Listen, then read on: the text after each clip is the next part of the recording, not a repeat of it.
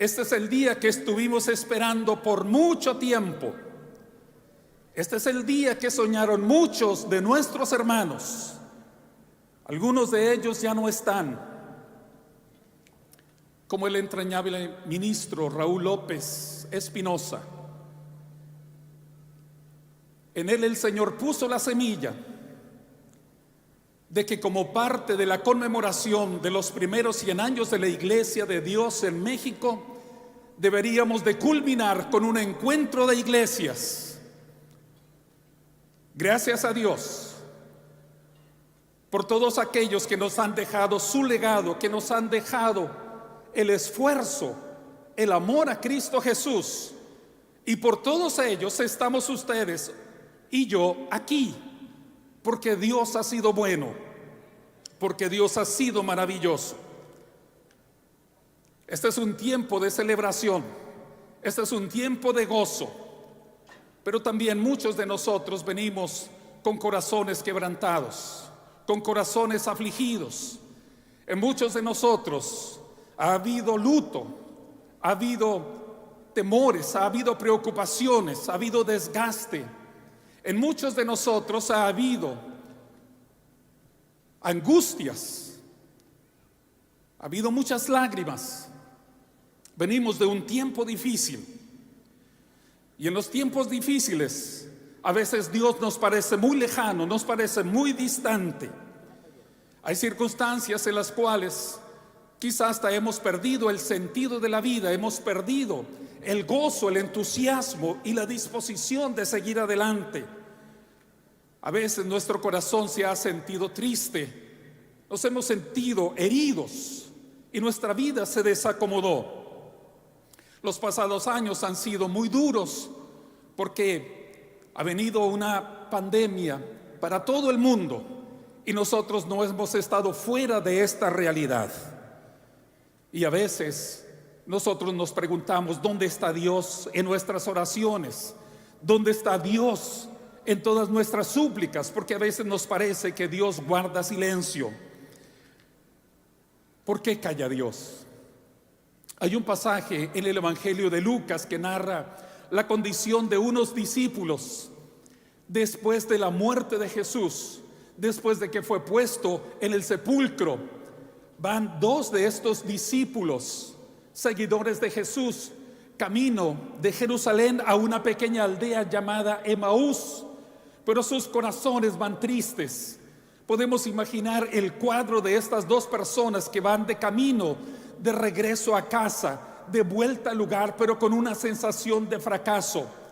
Cuando ellos van ensimismados en este pensamiento de derrota, Jesús se pone al lado de ellos. Ellos no lo pueden reconocer, hay algo que impide que ellos le reconozcan. Y entonces el caminante extraño, cuando se pone al lado de ellos, escucha lo que van hablando y les dice: pero ¿qué pláticas son estas entre ustedes? Y es tal la sorpresa por esta pregunta que ellos se detienen, dice el narrador, se paran en el camino y entonces le miran extrañados a Jesús y le dicen: pero ¿cómo? ¿Eres tú el único que está en Jerusalén y que no sabe lo que ha acontecido en estos últimos días? ¿No has escuchado tú acaso acerca de Jesús el profeta, que era grande en palabra, que era grande en milagros y que ha sido crucificado? ¿No has escuchado? ¿Eres tú el único que no se ha dado cuenta de lo que ha pasado en este tiempo? Ellos estaban confundidos y ellos estaban desesperados. Ellos se hallaban decepcionados. Cuando uno se encuentra desilusionado, es muy difícil de darse cuenta de que al lado tuyo está la respuesta a tus problemas. Cuando te encuentras tan ensimismado en tus problemas, ni siquiera puedes mirar que al lado tuyo está la fuente de solución a tus problemas. ¿Qué es lo que ocurre con estos hombres? ¿Qué es lo que ocurre con estos discípulos? Lo que ocurre con ellos es que las expectativas que tenían sobre el Mesías, La esperanza que tenían sobre lo que debería de haber sido Jesús, lo que debería de haber hecho, no era como en realidad sucedió, no era como Dios lo había planeado. Ellos tenían algunas expectativas. Ellos empiezan a decirle al caminante: nosotros sabíamos de él que era un profeta con gran palabra, que tenía el poder de hacer cosas extraordinarias, pero murió en la cruz, pero terminó en una cruz. Y ellos pensaban que habían estado siguiendo a alguien fracasado, a alguien perdedor, a alguien que había sido derrotado. Ellos no entendían los propósitos de Dios porque no podían comprender por qué era necesario que Jesús fuera a la cruz. No podían comprender por qué tenía que pasar por el sufrimiento el Mesías. Cuando nosotros estamos ensimismados en nuestros fracasos, en nuestro dolor, no nos damos cuenta de que al lado, de que junto a nosotros ya está caminando el que vive y el que tiene para nosotros la bendición. Cuando estás centrado sobre ti mismo, no puedes mirar a Cristo que camina a tu lado. Y entonces nos ocurre, como sucede mucho con los discípulos en los evangelios, tan cerca y tan lejos de Jesús. Tan cerca porque lo tienen enfrente de ellos, tan cerca porque va caminando a su lado, pero están tan lejos porque no entienden la esencia, la naturaleza de Cristo y la razón de por qué Él tuvo que ir al Calvario. No pudieron entender esto. Muchas veces nos decepcionamos de Dios porque no entendemos cuáles son sus planes. El escritor ruso León Tolstoy, cuando tenía 9 años, pensó que Dios tenía que ayudarlo a volar. Así que un día se lanzó de una ventana de un 3er piso y fue a caer hasta abajo. ¡Qué decepción! ¡Qué frustración! Sobrevivió a ese evento. Años después se reiría de ese pensamiento infantil. Pero muchas veces nosotros hemos tenido pensamientos de que Dios tiene que obrar de una determinada manera. Dios tiene que concederme este regalo, tiene que solucionarme este problema, tiene que quitarme esta enfermedad, tiene que ayudarme a conseguir lo que quiero, tiene que permitirme conseguir mis metas. Y estamos con expectativas acerca de lo que debe hacer Dios. Pero cuando eso no sucede, entonces nos decepcionamos tremendamente de Dios. El salmista en el Salmo 77 expresa de una manera elocuente cuando el corazón se siente abandonado de Dios. Dice así el Salmo 77: mi alma no encuentra consuelo, me acuerdo de Dios y lloro, me pongo a pensar y me desanimo, en mi interior medito y me pregunto: ¿acaso va a estar siempre enojado el Señor? ¿No volverá a traernos con bondad? ¿Acaso su amor se ha terminado? ¿Se ha acabado su promesa para siempre? ¿Acaso se ha olvidado Dios de su bondad? ¿Está tan enojado que ya no tiene compasión? Lo que más me duele es pensar que el Altísimo ya no es el mismo con nosotros. Probablemente durante estos años, alguno de ustedes se despertó una mañana y sentía que algo en su interior se rompió, que algo se desvaneció, que su mundo se desacomodó. Tal vez durante este tiempo alguno de ustedes ha tenido una sensación de que nada tiene sentido, de que no es tan fuerte para enfrentar los problemas. Incluso tal vez ha habido momentos en que usted ha gritado a Dios en desesperación en medio de sus lágrimas por causa de sus pérdidas. Algunas familias están de luto, no solo por un miembro. Hay familias que perdieron 2 o 3. Hay muchos corazones quebrantados. El salmista en este soliloquio íntimo se pregunta: pero ¿dónde está Dios? ¿Dónde está Dios?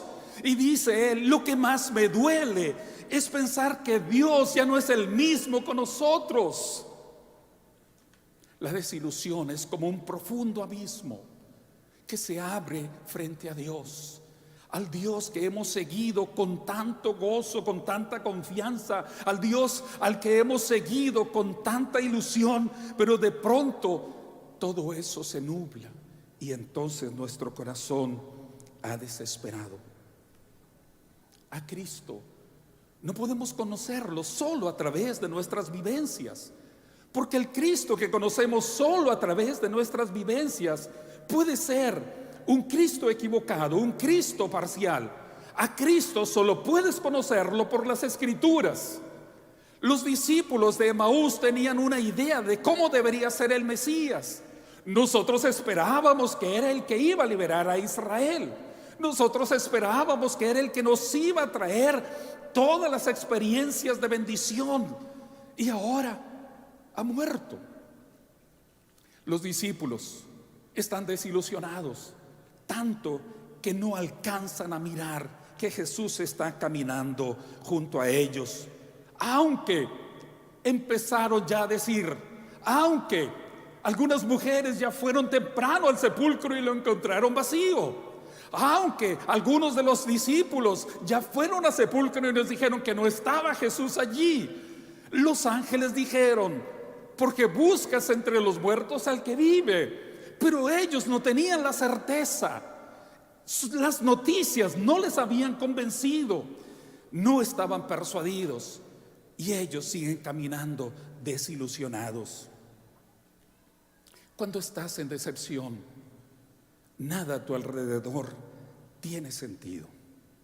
Entonces, nosotros tenemos que recordar lo que Dios ha sido para nosotros. Lo que Dios ha sido. En el Salmo 77, en los versos 11 y 12, dice el salmista: recordaré las maravillas que hizo el Señor en otros tiempos, pensaré en todo lo que ha hecho. Cuando quieres volver a reencontrarte con el Señor, lo que debes hacer es hacer la memoria, tener el recuerdo de todas las cosas en que Dios te bendijo y te sostuvo. Y cuando empiezas a mirar ¿cómo es que has llegado hasta aquí? ¿Cómo es que has llegado hasta un punto de tu vida? Lo único que puedes llegar a confirmar es que Dios ya estaba ahí. Dios estuvo contigo. Cuando llegan los valles oscuros, las sombras entenebrecen nuestro corazón y nos llenamos de miedo. Pero en medio de este quebranto, el Señor ilumina nuestros corazones y entonces nos hace mirar que es su gracia lo que nos ha sostenido. Muchos de nosotros tenemos cicatrices por diferentes accidentes o intervenciones. Traemos cicatrices en nuestros cuerpos. Esas cicatrices las podemos mirar en dos sentidos. Esas cicatrices podemos verlas como ese momento de dolor, de miedo, como ese momento de peligro.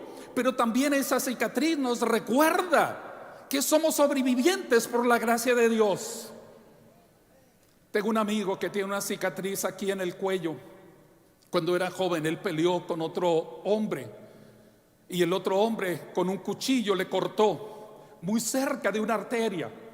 Esa cicatriz le recuerda que él estuvo en un momento de peligro. Él estuvo a unos milímetros de sangrarse, de perder la vida. Pero esa cicatriz también le recuerda que si está en la vida es porque Dios ha querido que Él todavía cumpla ciertos propósitos. Ustedes y yo traemos cicatrices, pero esas cicatrices nos recuerdan que Dios tiene planes para nuestra vida. Muchos hermanos se han ido durante este tiempo. Cada trimestre vimos la lista, cómo se incrementaba el número. Muchos hermanos se han ido durante estos últimos años y usted y yo estamos aquí, y no es porque seamos mejores, solo la gracia de Dios nos ha sostenido, solo el amor del Señor nos ha sostenido, porque Él quiere que estemos aquí y nos ha querido regalar esta experiencia, y nosotros celebramos este amor tan extraordinario de parte del Señor.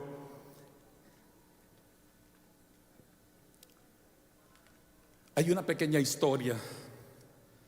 En 1948 apareció en la revista Reader's Digest un evento extraordinario y la narra el propio quien experimentó, quien vivió este evento. Marcel Stenberger era un fotógrafo judío de origen húngaro y él cuenta que en cierta ocasión, debiendo de haber tomado el tren una mañana de enero de 1948, él generalmente tomaba el tren a las 9:09 para ir de Long Island, en el norte de Nueva York, hasta el centro de Manhattan, donde trabajaba. Pero esa mañana él decidió que iba a visitar a un amigo que estaba muy enfermo, estaba bastante grave, y entonces Marcel se tomó parte de la mañana para ir a visitar a su amigo. Una vez que terminó la visita, fue a la estación del tren para abordar. Cuando él llegó, encontró que la estación estaba atestada y cuando quiso entrar en el vagón apenas sí pudo hacerlo. Él se sintió abrumado porque iba en medio de tanta gente y entonces pensó que se iba a ir de pie hasta su lugar de trabajo, hasta donde tendría que bajar. Pero en el último instante, una persona se levantó del asiento y alcanzó a salir. Entonces Marcel se apresuró y ocupó aquel asiento. Él iba pensando en las cosas que debía hacer, pero al lado de él iba una persona que iba leyendo un periódico en lenguaje húngaro, en idioma húngaro, y como él era de origen húngaro, entonces vio lo que estaba leyendo el hombre. Estaba leyendo los anuncios clasificados en la ciudad de Nueva York y se atreve a preguntarle al hombre y le dice: disculpe, ¿está buscando trabajo? El hombre le dice: no, estoy buscando a mi esposa. Y se le queda mirando y le dice: ¿estás buscando una esposa? No, le dice él, estoy buscando a mi esposa. Marcel le dice: a ver, ¿quieres comentarme un poco más? Y entonces el hombre empieza a decirle: mire, yo vivía en una población, Dubrecen, en Hungría, pero hace unos años llegó el ejército alemán. Cuando iba a luchar a Rusia, pasaron por ahí y entonces a mí me llevaron para que yo les ayudara a sepultar a los que murieran del ejército alemán. Me llevaron con ellos. Mi esposa se quedó en la población de Dubrecen y dice: después de estos 2-3 años que pasé allá como prisionero, ahora estoy retornando o retorné a mi casa, pero ya no encontré a mi esposa. Me dijeron que probablemente se la habrían llevado a Auschwitz, al centro de concentración donde murieron tantos judíos. Dice: pero no supe nada de ella. Pero también me dijeron que probablemente los norteamericanos que llegaron la habrían salvado y la habían traído a Estados Unidos. Y entonces dice: me he venido a Estados Unidos y he llegado aquí a Nueva York y estoy buscando a mi esposa. ¿Y cómo se llamaba tu esposa?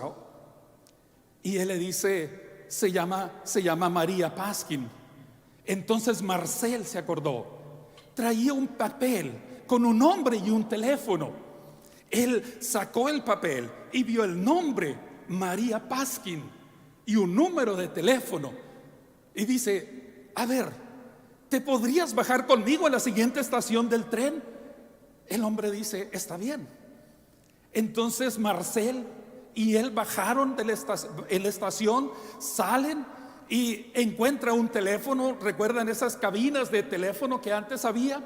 Él entró en la cabina de teléfono, marcó el número y le pregunta a Marcel: ¿María Paskin? Dice: sí, soy yo. Dice: soy Marcel Stenberger, ¿me recuerdas? Nos conocimos hace unas semanas, estuvimos en una reunión de la empresa. Marcel era fotógrafo y dice: ¿me quieres contar la historia de tu esposo? Y entonces ella le cuenta la misma historia. Y entonces él dice: algo extraordinario hay aquí. Y le pide al hombre que venga.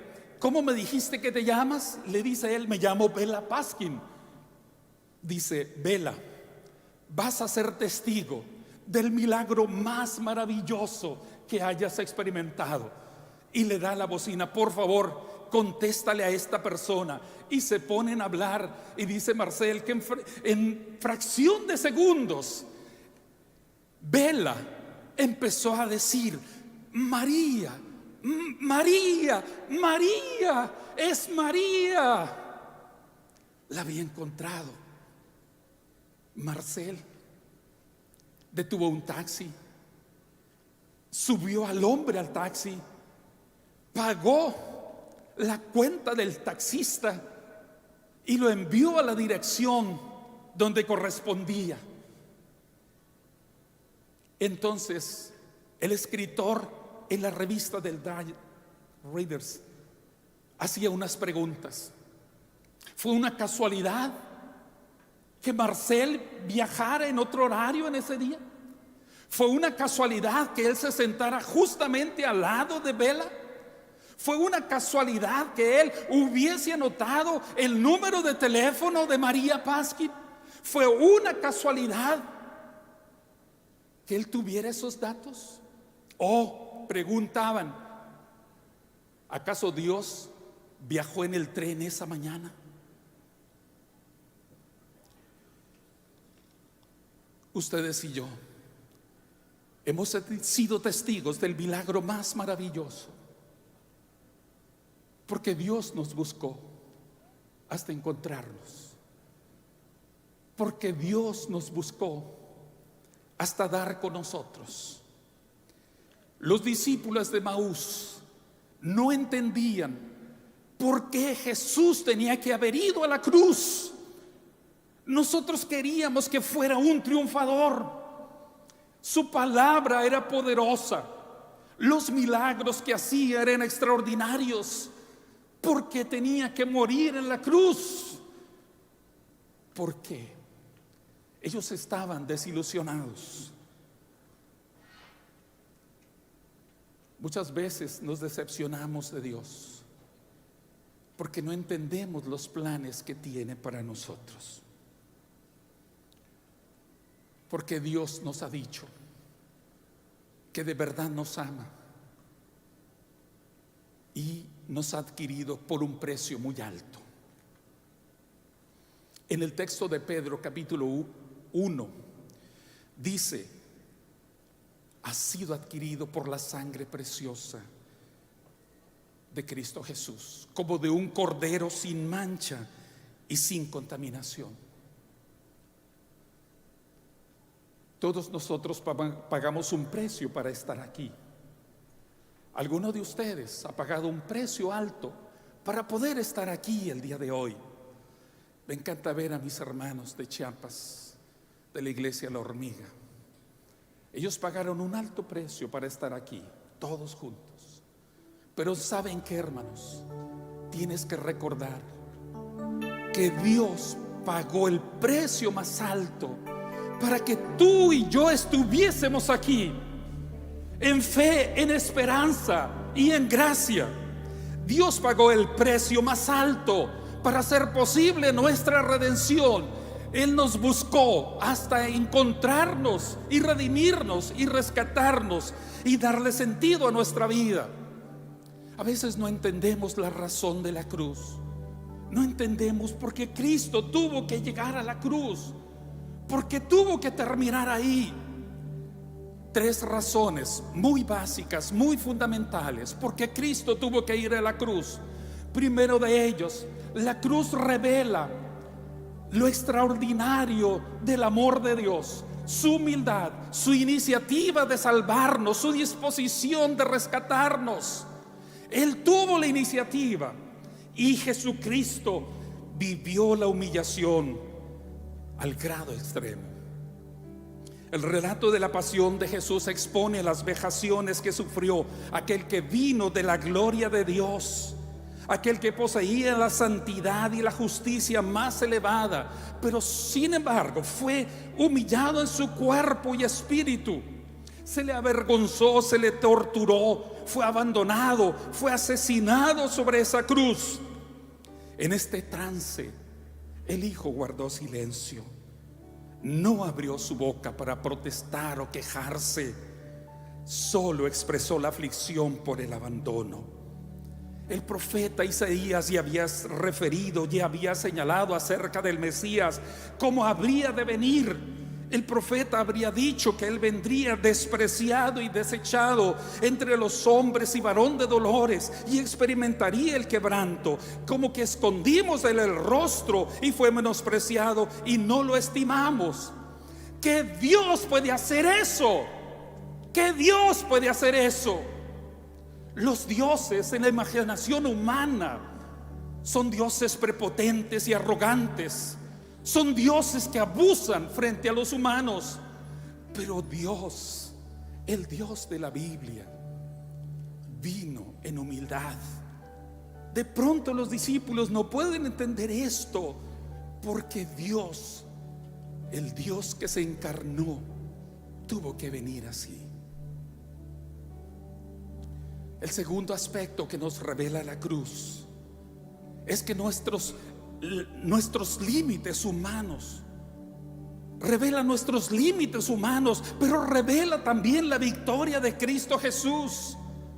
Porque ninguno de nosotros podría haber alcanzado la justicia, la rectitud, si no hubiese sido por la intervención maravillosa del Señor.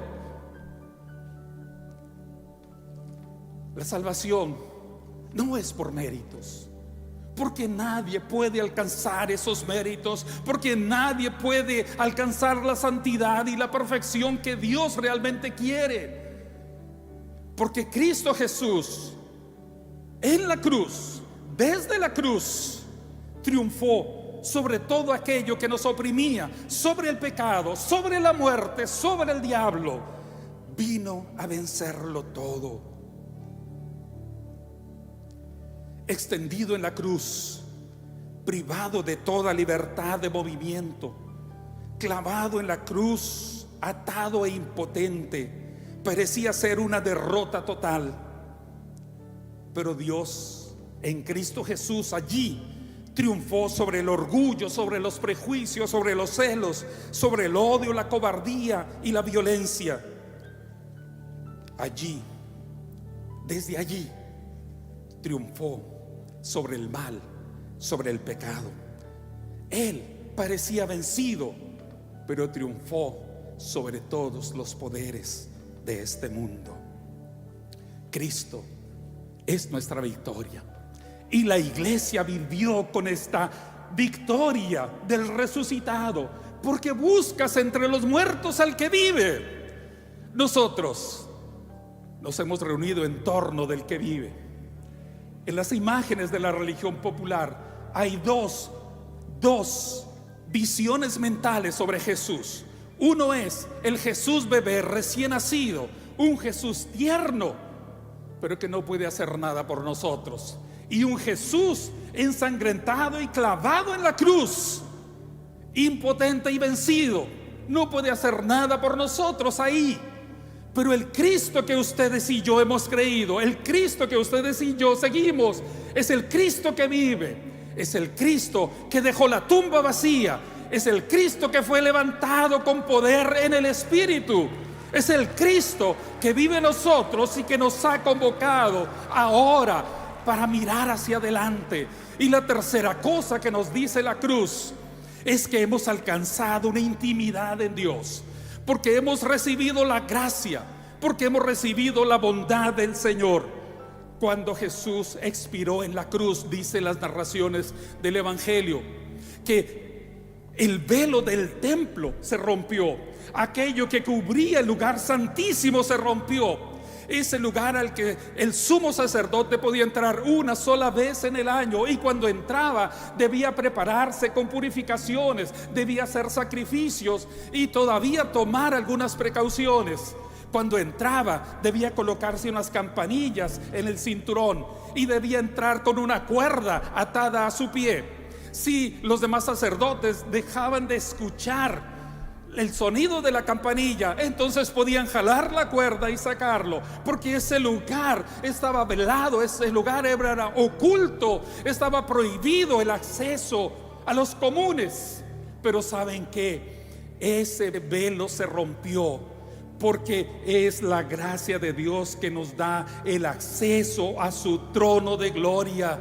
Ese velo se rompió porque la gracia de Dios nos ha rescatado.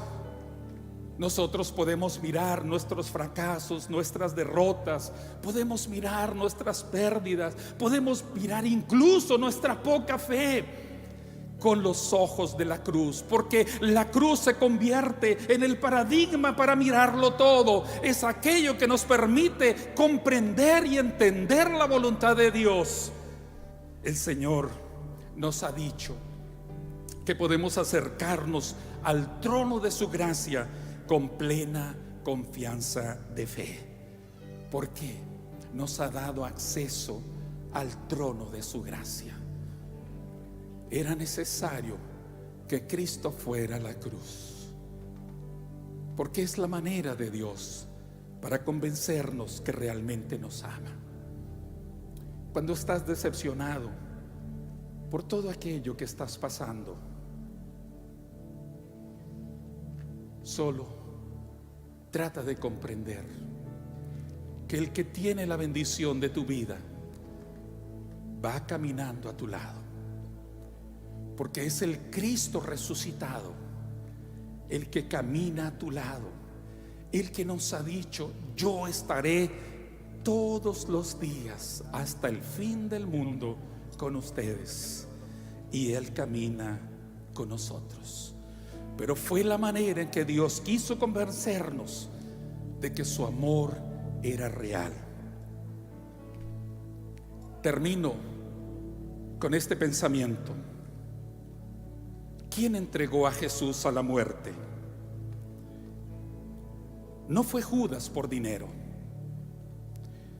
no fue Pilato por temor, no fueron los judíos por envidia, fue el Padre por amor.